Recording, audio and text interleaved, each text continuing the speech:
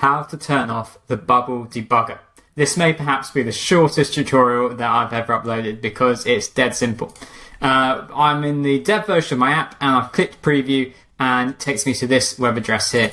To turn off the debugger, I simply write false into the URL, hit refresh, and you can see that the debugger bar has now gone. This is particularly useful if you're making one-page apps and if they need to be mobile responsive and you've, say, got a floating footer bar for navigation, so it's close to your user's thumbs. You'll find that the debugger bar often gets in the way and it's got a really high Z index, which means that it appears on top of basically any item that you could put onto your Bubble page. So that's how you turn it on. That's how you turn it off. And then to turn it back on, I mean, you can either edit the URL or you can just click preview again.